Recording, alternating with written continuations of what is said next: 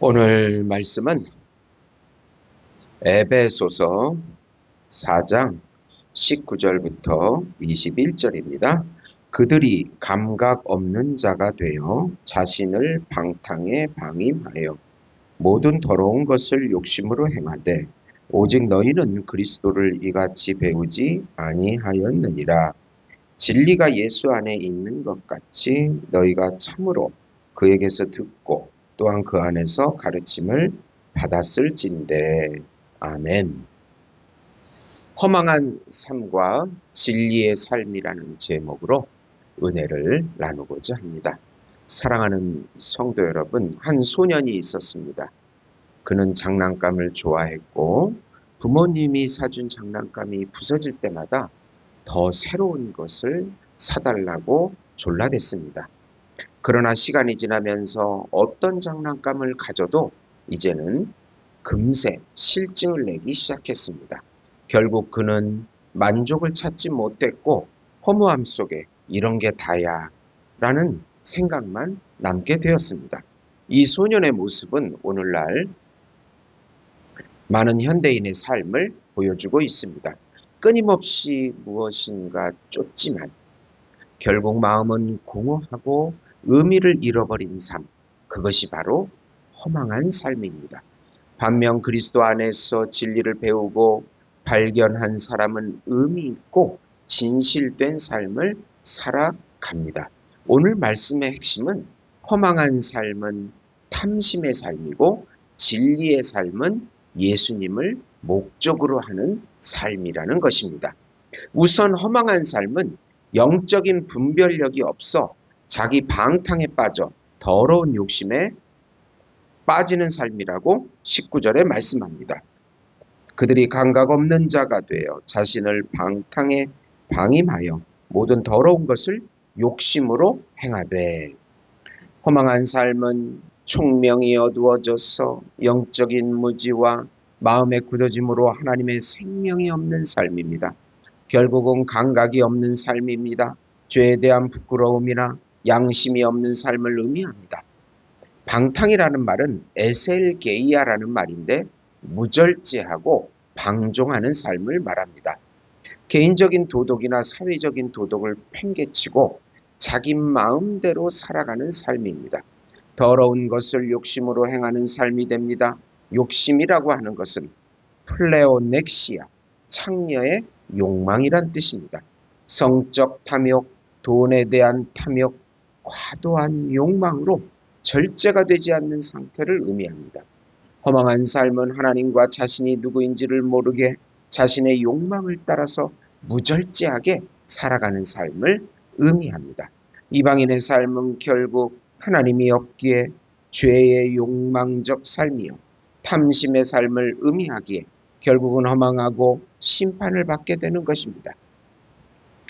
이 감각 없다는 말을 좀 살펴보면 양심이 마비된 상태를 뜻합니다.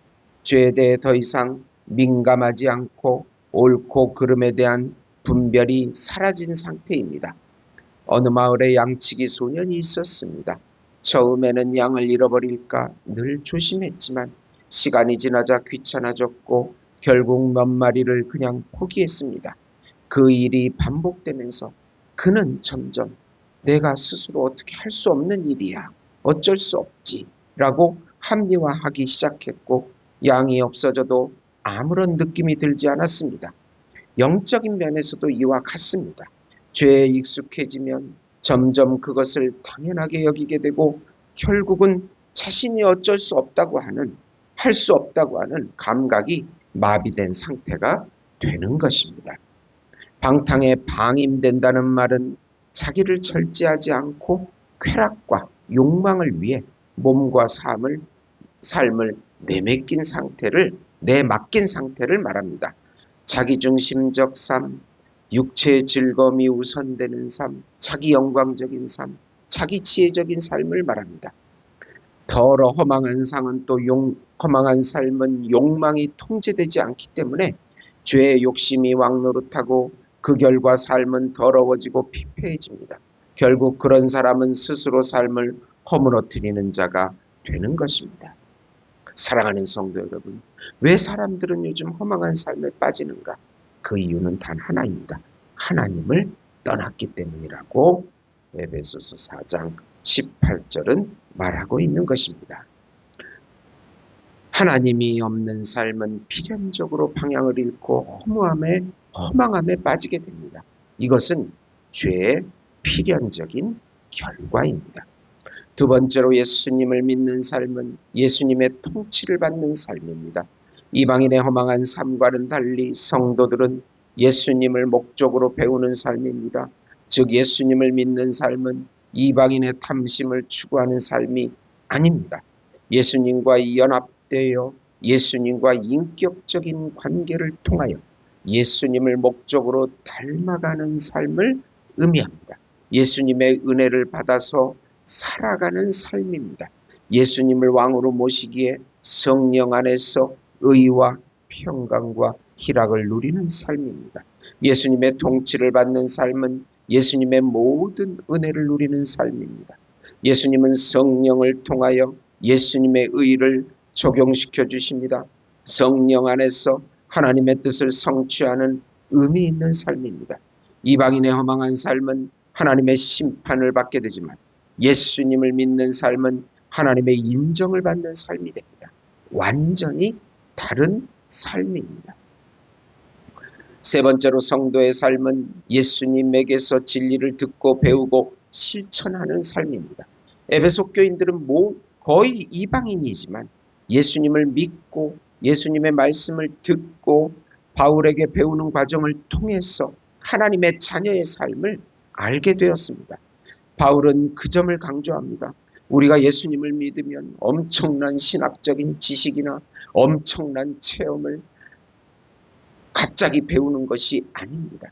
조금씩 말씀을 주워 듣고 성도들과 대화하면서 조금씩 듣고 또 신앙의 진리를 조금씩 깨닫고 조금씩 체험을 하게 되면서 점점 예수님을 의지하고 예수님의 은혜를 받아 누리는 단계로 들어가는 것입니다.